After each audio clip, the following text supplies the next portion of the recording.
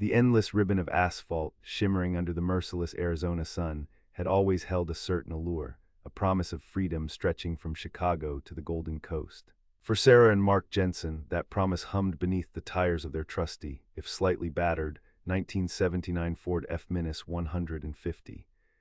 It was the summer of 1990, and the air thrummed with the naive optimism of young love and endless possibilities. Sarah, 23, with a cascade of sun-streaked blonde hair and eyes that crinkled at the corners when she smiled, had just finished her nursing degree.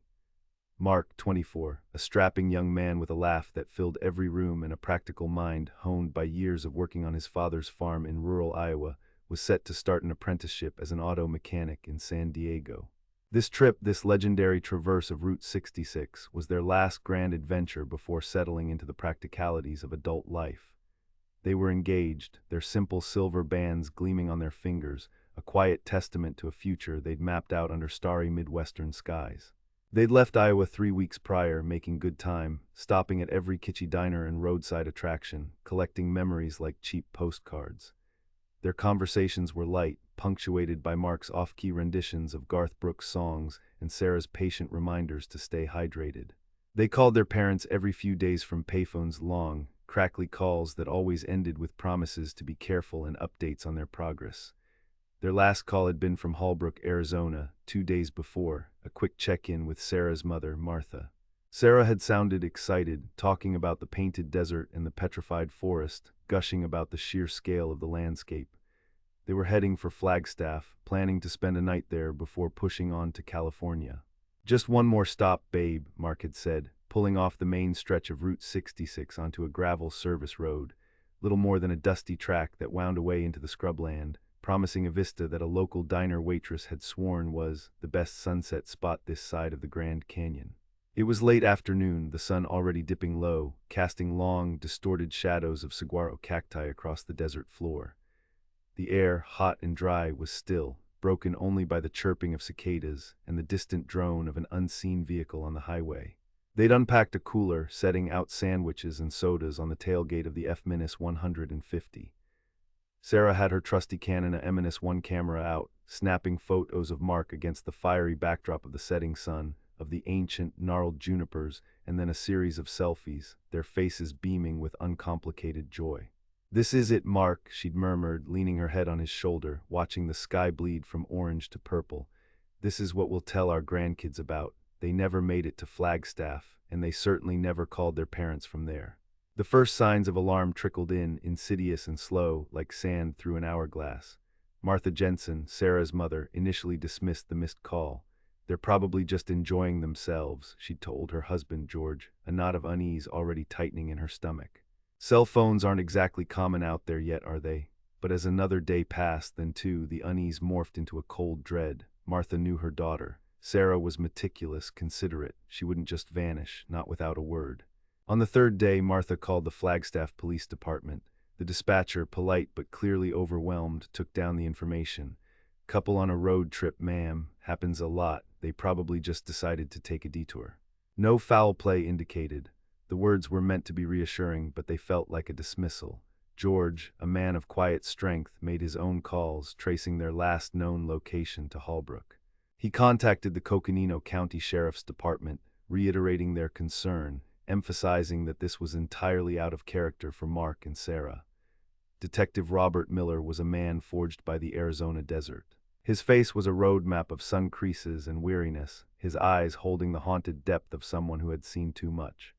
In his 45th year, with 20 years on the force, he'd handled his share of missing persons cases.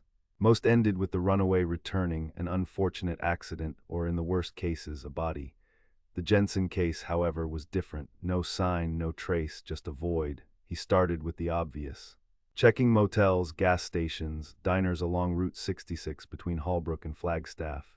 He interviewed every waitress, every motel clerk, every grizzled gas station attendant.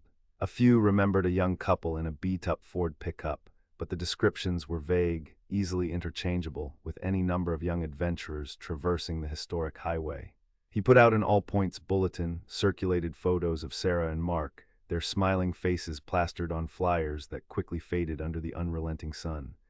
The F-150 was the key, he knew. A distinctive vehicle even in a sea of pickups, but it was gone, vanished. It wasn't found wrecked in a ditch. It wasn't impounded for a parking violation. It simply wasn't anywhere.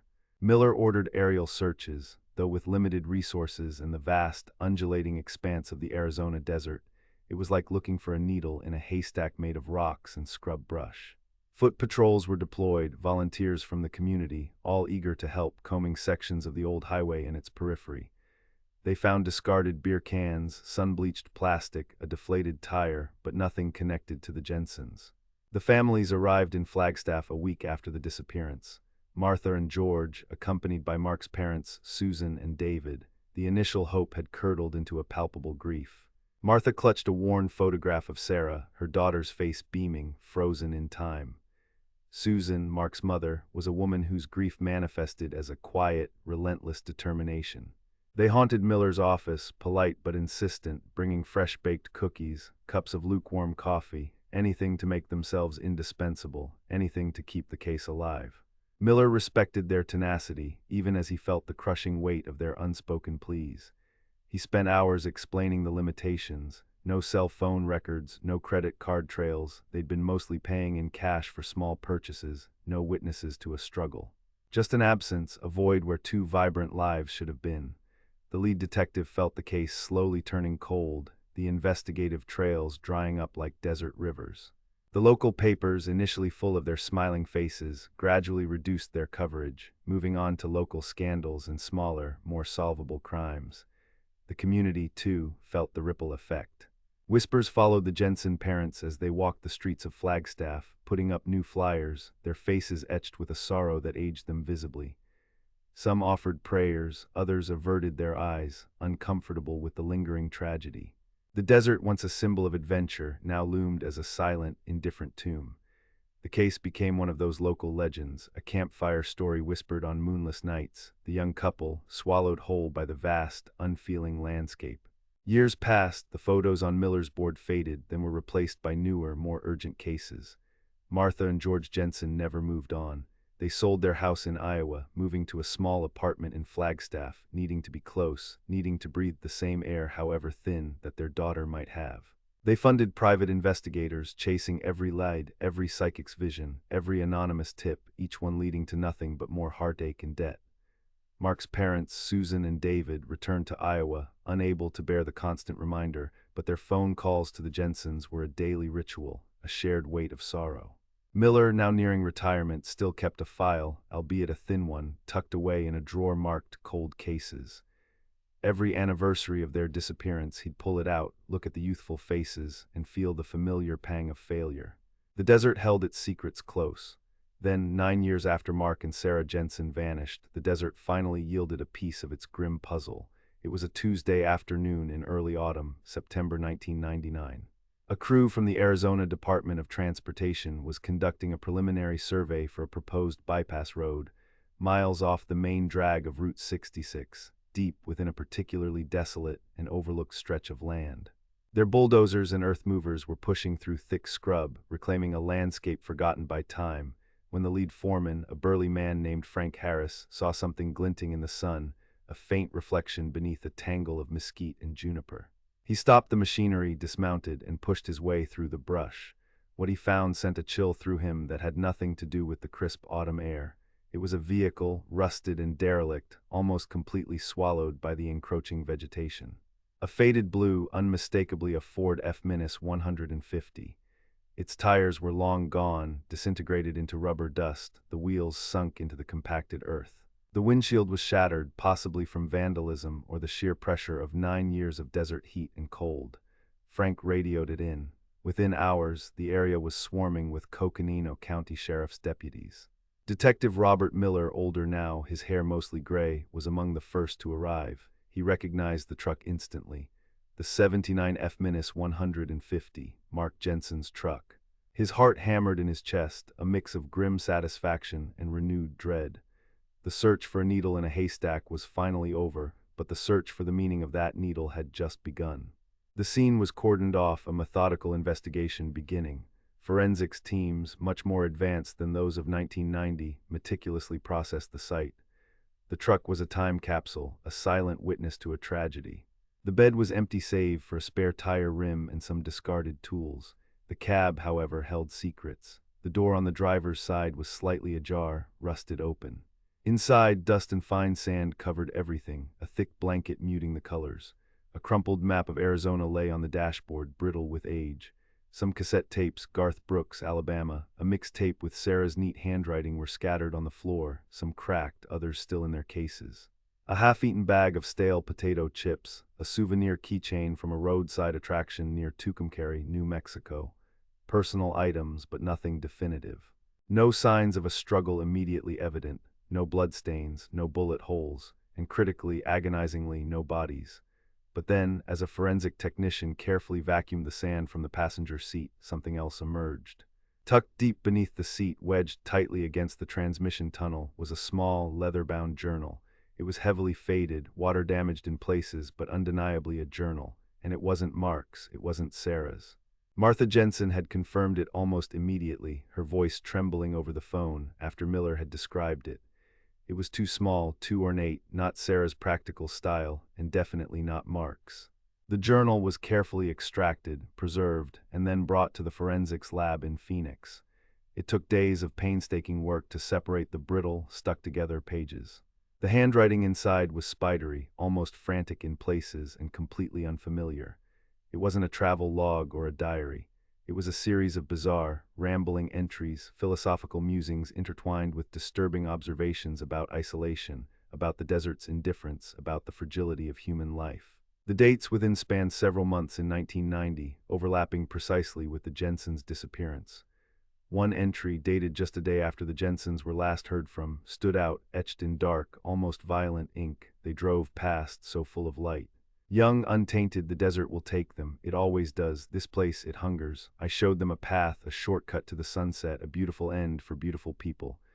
Another, a week later, the truck remains, a silent sentinel. I come back to sit with it sometimes, to feel the echoes. The emptiness they left is a mirror of my own. They sought beauty. They found it. The earth will keep them warm. The journal didn't name names. It offered no clear indication of what happened to Sarah and Mark, only chilling, abstract references. But it pointed unequivocally to a third party, someone who had encountered them, someone deeply disturbed, someone who saw their disappearance not as a crime, but as a natural, almost spiritual, event orchestrated by the desert itself. The discovery sent a fresh wave of shock and renewed grief through the Jensen families. The car, by itself, had been a discovery. The journal, however, was a revelation. It didn't solve the mystery of where Sarah and Mark were, but it obliterated the last vestiges of hope that they had simply decided to disappear or had met with an accidental fate. This was premeditated. This was a predator lurking in the vast, forgotten corners of Route 66. Detective Miller, now working well past his retirement date, poured every ounce of his energy into the new light. He contacted Martha and George, their voices thin with renewed anguish but also a fierce determination. "He's out there, Robert," Martha had whispered, her voice like sandpaper. "He's out there, find him." The forensic team, led by a sharp young technician named Dr. Elena Ramirez, went over the journal with a fine-tooth comb. They found microscopic fingerprints, partial, smudged, but enough to run through updated databases. They analyzed the ink, the paper, the binding, looking for any clue, any regional indicator. The writing style, the grammar, even the specific philosophical references were all meticulously scrutinized. The search now had a new direction, a phantom figure known only through his disturbing words. Miller, with Ramirez's help, began cross-referencing old missing persons reports, local eccentrics, anyone who fit a loose psychological profile. The sheer isolation of the area where the truck was found suggested someone intimately familiar with the desert's hidden arteries, someone who knew how to disappear themselves. The local news picked up the story with a fervor it hadn't shown in years. "Route 66 couple, new horrifying twist," read the headlines. The image of the rusted F-150, juxtaposed with Sarah and Mark's smiling faces, became a symbol of a deeper, more insidious horror. The small communities along Route 66, long accustomed to their tranquil, if economically struggling, existence, felt a tremor of fear. Who was this person? Were they still out there? The journal also contained cryptic references to certain local landmarks, obscure rock formations, and forgotten trails, details that only a true local, or someone who had spent considerable time exploring the remote reaches of the Coconino National Forest and its surrounding wilderness, would know.